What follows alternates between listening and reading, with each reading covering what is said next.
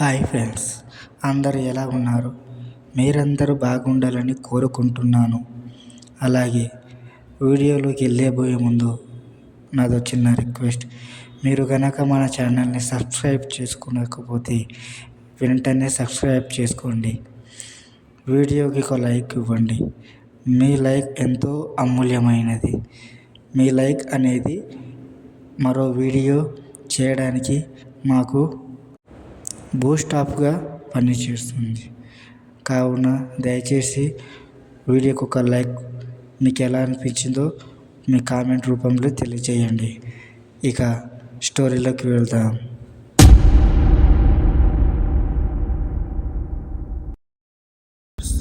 నా పేరు రోహిత్. నేను నా జీవితంలో మర్చిపోలేని ఒక సంఘటనని మీతో షేర్ చేసుకుంటున్నాను.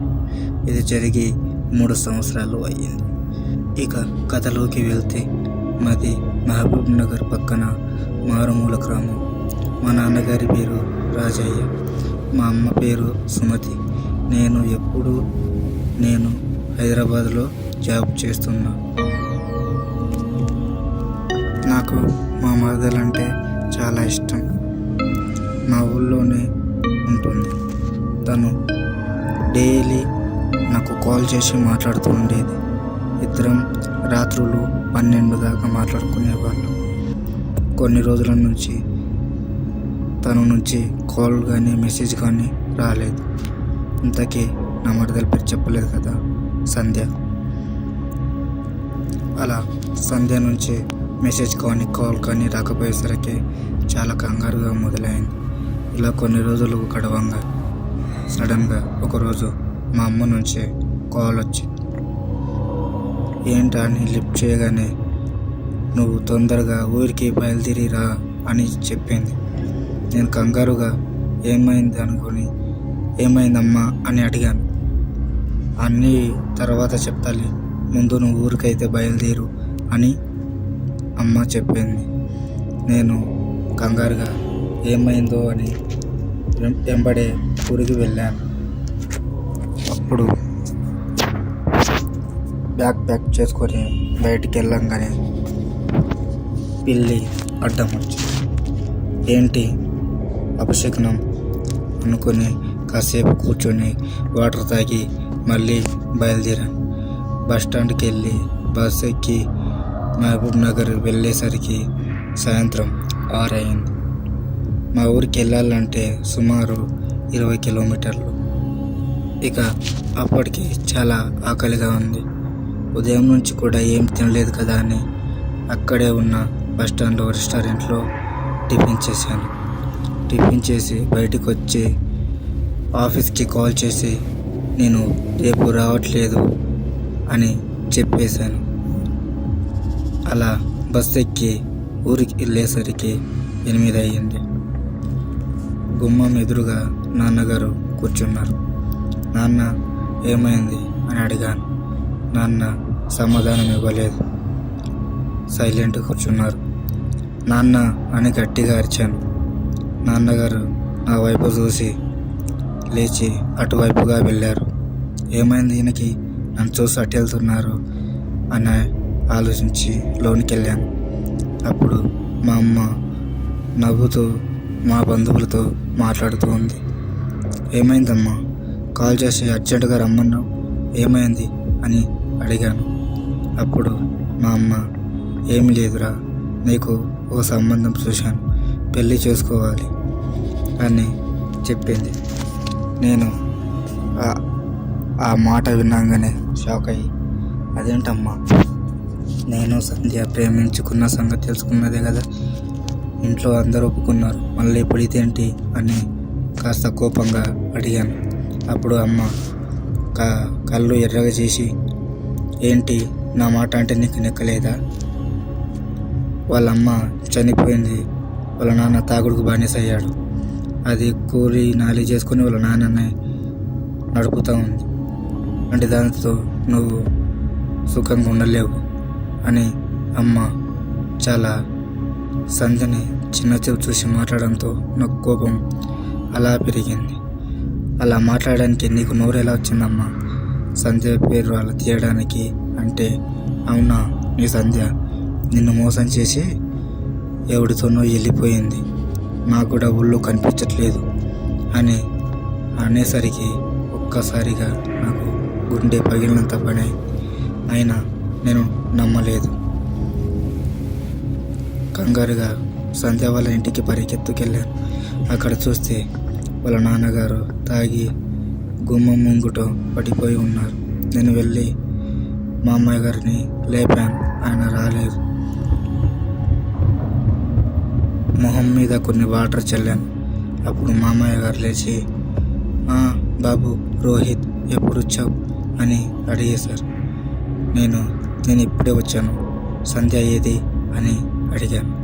అప్పుడు మా అమ్మాయి గారు ఏడుస్తూ మా నాన్న ఎలా అయితే వెళ్ళారో ఆయన కూడా పక్కకు వెళ్ళిపోయారు.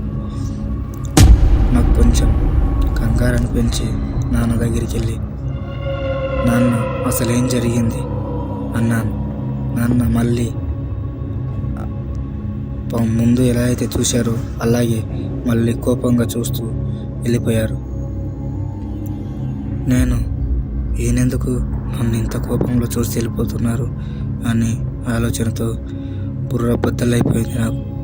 అయినా ఇంత మనస్ఫూర్తిగా ప్రేమించిన సంధ్య నన్ను మోసం చేయడం ఏంటి అని ఆ సంఘటనని నా మనసుకు తీసుకోవడమే చాలా బాధాకరంగా అనిపించింది. అలా కొన్ని రోజులు గడిచిపోయేసరికి నాకు ఎంగేజ్మెంట్ కుదిర్చారు. అమ్మాయిది కూడా అమ్మ వాళ్ళ దగ్గర చుట్టరికమ్మ అని తెలిసింది. అలా ఎంగేజ్మెంట్కి కావాల్సిన సామాన్లు వస్తువులు తీసుకురానికి మహబూబ్ నగర్కి వెళ్తున్నాం. అప్పుడు సాయంత్రం 7 గంటలు. నేను బైక్ మీద వెళ్తుంటే అమ్మ నాన్న వాళ్ళ స్కూటర్ మీద వస్తున్నారు. వాళ్ళు ముందుగా వెళ్ళారు. నేను వెనక వస్తూ కొద్దిగా దాహమేసి ఒక హోటల్ దగ్గర ఆపాను. అక్కడ వాటర్ తాగి మళ్ళీ ఒక సిగరెట్ ఎగిలించి సిగరెట్ తాగి బయలుదేరుతుండగా దారిలో ఒక అమ్మాయి, ఏమండి చాలా లేట్ అయింది, నేను హైదరాబాద్ వెళ్ళాలి, మహబూబ్ నగర్ దాకా నన్ను డ్రాప్ చేయరా అంది. సర్లే మనం కూడా ఒంటరిగానే ఉన్నాం, ఎలాగో రాత్రి ప్రయాణం అంటే భయంగానే ఉంటుంది అని, పర్లేదు ఎక్కండి అని అమ్మాయిని మహబూబ్ దగ్గర దింపాలని బండి మీద ఎక్కించుకొని బయలుదేరాను.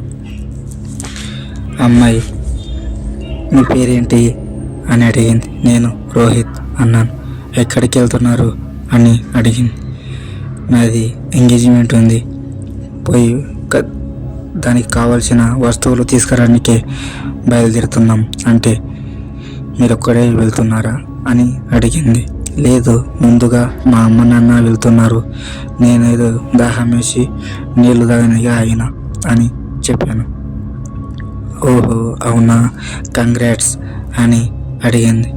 నేను ఉండి మీ పేరేంటి అని అడిగాను. అయినా నా పేరుతో మీకేం పనిలే, మీరు ఓ ఇంటి వారు అవుతున్నారు, అదే సంతోషం అని అన్నది. నేను విచిత్రంగా ఆలోచించాను. నేను పెళ్లి చేసుకుంటే తనకెందుకు ఆనందం అని అలా అద్దంలో తను చూశాను. తను నన్ను చూస్తూ ఏదో కోల్పోయిన దానిలాగా నన్ను చూస్తూ బాధపడుతూ ఉంది. ఏమైందండి అలా చూస్తున్నారు అన్నాను. అదేం కాదు, నేను కూడా ఒక అతన్ని ప్రేమించాను, కానీ అతన్ని దక్కించుకోలేకపోయాను. మిమ్మల్ని చూస్తే తనను చూసినట్టే ఉంది, అందు గురించి అలా చూశాను, ఏమనుకోకండి అని. పర్లేదు, ప్రేమ దక్కకపోతే ఆ బాధ ఎలా ఉంటుందో నాకు కూడా తెలుసు. నేను కూడా ఒక అమ్మాయిని ప్రేమించాను, తను నన్ను మోసం చేసి ఎవరితో వెళ్ళిపోయిందంట అని అనేసరికి ఆ అమ్మాయి కొంచెం కోపంగా, మీరు అమ్మాయిల గురించి అలా మాట్లాడడం తప్పు, మీరు అన్ని ఆలోచించి నిర్ణయాలు తీసుకునేవారు, ఇలా ఒక అమ్మాయి గురించి మాట్లాడే అధికారం మీకు ఎవరిచ్చారు అని అంది. ఇంతలో మా అమ్మ నాన్నని క్రాస్ చేస్తూ వెళ్తున్నాను. మా అమ్మ నాన్న నన్ను విచిత్రంగా చూస్తున్నారు. నేను వాళ్ళని చూసి కాస్త భయపడ్డాను. ఏంటి ఈయన నన్ను డౌట్గా చూస్తున్నారు, మా అమ్మ తప్పుగా అనుకుంటుందా, ఆయన అక్కడ దిగినాక చెప్తాలే, ఆ అమ్మాయి లిఫ్ట్ అడిగితే డ్రాప్ చేయడానికి ఎక్కించుకున్నా అని చెప్పొచ్చులే అని నేను కొంచెం ఫాస్ట్గా వెళ్ళాను. తనతో మాట్లాడుతున్నదంతా మా అమ్మ నన్ను చూశారు. సర్లే అని తర్వాత నేను తన్ని బస్ స్టాండ్ దగ్గర డ్రాప్ చేశాను. తను థ్యాంక్ యూ సార్ అంతే. పర్లేదు, బస్ స్టాండ్లోకి వెళ్తాం పదండి అంటే, లేదండి నేను ఇక్కడే వెళ్తానని గేట్ దగ్గరే దిగింది. సర్లే అని నేను వెళ్ళి షాప్ దగ్గర ఉండి అమ్మ నాన్న కాల్ చేశాను. వాళ్ళు వచ్చి ఏంట్రా పిచ్చి ప్రవర్తన అని అంది. తను ఏంటమ్మా అంటే, ఏంటి బండి మీద ఒక్కడి అలా మాట్లాడుతూ వస్తున్నావు అని అడిగింది. నేను ఒక్కసారిగా షాక్ అయ్యి, ఒక్కనేంటమ్మా, నా పక్కన ఒక అమ్మాయి ఉంది కదా అని అడిగాను. ఏ అమ్మాయి రా పిచ్చోడా, ఏ అమ్మాయి లేదు నీ వెనకాల, ఒక్కడి దారి పొడుగునా అలా మాట్లాడుకుంటూ వస్తే చూసిన వాళ్ళందరూ ఏమనుకుంటారు అని అడిగారు. నాకు భయం వేసింది. లేదమ్మా, ఒక అమ్మాయి లిఫ్ట్ అడిగింది, తనకు లిఫ్ట్ ఇచ్చాను అని అడగానే మా నాన్నగారు కాస్త ఎమోషనల్ అయ్యి ఆయన కంట్లో వచ్చి కన్నీళ్ళు బయటకు వచ్చాయి. నేను అది చూసి గమనించి ఏమైంది నాన్న అన్నాను. ఏమి లేదు అని కళ్ళు తుడుచుకొని పక్కకి వెళ్ళారు. అలా ఒక 4 రోజుల తర్వాత నేను రాత్రిపూట ఫ్రెండ్స్తో అలా పార్టీ చేసుకొని ఇంటికి వస్తుండగా రాత్రి 12 అయింది. ఆ సమయంలో మా ఇంటికి వెళ్ళాలంటే ఓ శ్మశానం దాటి వెళ్ళాలి. ఆ శ్మశానం దగ్గరికి వెళ్ళగానే నాకు ఎవరో ఒక అమ్మాయి ఎక్కడికి వెళ్తున్నారండి అంది. ఇక్కడే పక్కనే మా ఇల్లు ఉందన్నాను. తను కూడా ప్లీజ్ నేను కూడా మీ అంట రావచ్చా, ఈ శ్మశానం నుంచి వెళ్ళాలంటే నాకు భయంగానే ఉంది అంది. సరే రండి అన్నాను. అలా వెళ్తుండగా మీరే కదా మొన్న డ్రాప్ చేశారు అంది. అవునా, మీరు హైదరాబాద్ వెళ్తారన్నారు, మళ్ళీ వచ్చారేంటి అంటే, అక్కడ పని లేదులేండి అందుకే ఇటు వచ్చాను అంది. అప్పుడే మా అమ్మ చెప్పిన మాట నాకు గుర్తొచ్చింది. అవును, ఆ రోజు మీరు మా అమ్మ నాన్న కనిపించలేదంట అని అన్నారు. వాళ్ళు చీకటిగా కదండి, నేను బ్లాక్ డ్రెస్ వేసుకున్నాను, అందువలన వాళ్ళకి కనిపించకపోవచ్చు అంది. నేను కూడా అంతే ఉండొచ్చులే అనుకున్నాను. అలా నడుచుకుంటూ వెళ్ళంగా ఆ అమ్మాయి మీ కాబోయే భార్య పేరు చెప్తారా అంది. నేను వసంతి అని చెప్పాను. అమ్మాయి చాలా లక్కీ అని అంది. ఎందుకండి అన్నాను. మీలాంటి వ్యక్తిని పెళ్లి చేసుకోబోతుందిగా అని అంది. నాలాంటి వ్యక్తి అంటున్నారు, మీకు నాకు ఏదో పరిచయం ఉన్నట్టుగా అని అన్నాను. పరిచయం లేండి, మీ దగ్గర మాట్లాడితేనే తెలుస్తుంది మీరు ఎలాంటి వారు అని అడిగి సరేలే అని వెళ్ళాను. అటుగా వస్తున్న మా ఫ్రెండ్ ఏంట్రా పిచ్చులాగా అలా మాట్లాడుకుంటూ వస్తున్నావు అంటే, లేరా తను మాట్లాడాను అన్నాను. తను ఎవరు, అక్కడ ఎవరు లేరుగా అంది. నాకు ఒక్కసారిగా గుండె పైలినంత పని అయింది. ఇల్లేంటి మొన్న అమ్మ అలాగే ఉంది, ఇప్పుడు వీడి ఇలాగే అంటున్నాడు, నిజంగా రా ఆ అమ్మాయి ఉంది అక్కడ చూడు అన్నాను. వాడు చూసి పిచ్చి పట్టినట్టుంది నీకు, నాడు ఇంటికెళ్ళు అని అన్నాడు. నేను ఎన్నకి తిరిగి చూసేసరికి అక్కడ అమ్మాయి లేదు.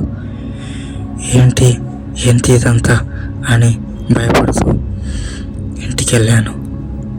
అప్పుడు మా అమ్మ ఏంటి ఇంకా తన గురించి ఆలోచిస్తున్నావా అని నన్ను తిట్టింది. అప్పుడు మా నాన్న మా అమ్మని కోపంగా చూసి బయటికి వెళ్ళాడు. మా అమ్మ మా నాన్న మొహం చూసి కాస్త తలదించుకొని లోపలికి వెళ్ళింది. ఏం జరిగింది అసలు నాన్నకు అని నాన్న వెంబడి వెళ్ళి నాన్న అని పిలిచాను. ఇలా ఆగి ఒకసారిగా నన్ను చూశారు. ఏమైంది నాన్న, మొన్న నుంచి నేను చిన్నప్పటి నుంచి చూస్తున్నాను, మీరు నా దగ్గర ఫస్ట్లాగా ఉండట్లేదు, మాట్లాడట్లేదు, ఏమైంది నాన్న అని అడిగాను. ఒక్కసారిగా నాన్న నన్ను గట్టిగా హత్తుకొని ఏడవసాగాడు. ఏమైంది నాన్న అని అడిగాను. సంధ్య చనిపోయిందిరా అన్నాడు. నాకు ఒక్కసారిగా ఏమైందో అర్థం కావట్లేదు. ఏమైంది మాట్లాడుతున్నావు నాన్న అని నాన్నను కోపంగా అడిగాను. అవును నాన్న, సంధ్య చనిపోయింది, అది కూడా మీ అమ్మ వల్లే అని నాన్న అనేసరికి నాకు ఒక్కసారిగా ఏం అర్థం కావలేదు. ఏం మాట్లాడుతున్నా నాన్న, ఏమైంది అని అడిగాను. అప్పుడు నాన్న జరిగింది చెప్పాడు. నీ పెళ్ళి తనతో జరగదని పకడ్బందీగా సంధ్యకు చెప్పింది. ఒకవేళ నువ్వు నా కొడుకుని ఏదన్నా మాయ చేసి పెళ్లి చేసుకున్నా నేను చనిపోతా. నా కొడుకుకు నువ్వు కనిపించకూడదు. వాడికి మంచి గొప్పింటి సంబంధం చూశాను. అమ్మాయి కోటీశ్వరరాలు అని డబ్బు ఆశతో తనను మా నాన్న మాటలోని బాధపడేలా చేసింది. తను చాలా ప్రతిమలింది. అత్తయ్య అలా అనకండి, నాకు బావ అంటే చాలా ఇష్టం అని చాలా ప్రతిమలాడింది. అయినా కానీ మీ అమ్మ వినలేదు. ఆ బాధ తట్టుకోలేక తను ఉరేసుకొని చనిపోయింది. అమ్మ నా దగ్గర మీ అమ్మ మాట తీసుకుంది. ఈ విషయాలన్నీ నా కొడుక్కి చెప్పకూడదు. ఒకవేళ చెబితే నేను నా కొడుకు చచ్చిపోయినంత ఒట్టు అని ఒట్టే పెంచుకుంది నాన్న అని చెప్పేసరికి అమ్మ మీద నాకు ఒక్కసారి కోపం వచ్చింది. కోపంతో అమ్మని అడగాలని బయలుదేరుతున్న నాకు మా నాన్న, వద్దు నాన్న, ఏం అడగకు, టైం వచ్చినప్పుడు అన్నీ అదే సర్దుకుంటాయి అని మా నాన్న అనేసరికి అప్పుడు నాకు గుర్తుకు వచ్చింది. ఆ రోజు మహబూబ్ నగర్కి నా బండి మీద వచ్చింది నా సంధ్య అని. తర్వాత శ్మశానం దగ్గర కనిపించింది కూడా తనే అని. ఒక్కసారిగా తన సమాధి దగ్గరికి వెళ్ళి ఏడవాలనుకున్నాను. కానీ నాన్న, వద్దు నాన్న, చూస్తే నువ్వు తట్టుకోలేవు అని చెప్పేసరికి ఇక అప్పటి నుంచి ఏం చేయాలో అర్థం కాక బాగా డ్రింకింగ్కి అలవాటైపోయాను. ఇక నా సంధ్య ఎలాగో నా దగ్గరికి రాదు అని తన మాటలు గుర్తు చేసుకున్నాను. బావా, నేను నీతో ఉన్నా లేకపోయినా నీతో ఎప్పుడు ఉంటే ఇలా జ్ఞాపకం నీ దగ్గర పెడతాను అని చెప్పింది.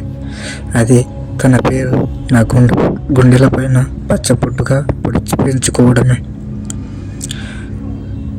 అలా జరిగింది. నేను దయ్యమని ఊహించిన అమ్మాయి నా ప్రేయసి. ఫ్రెండ్స్, మీరు ఇంకా మన ఛానల్ని సబ్స్క్రైబ్ చేసుకోలేదా?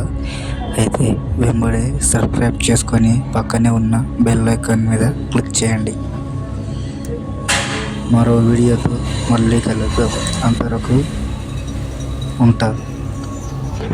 మీరందరూ బాగుండాలని కోరుకుంటూ మీ డేవిల్ కేమ్.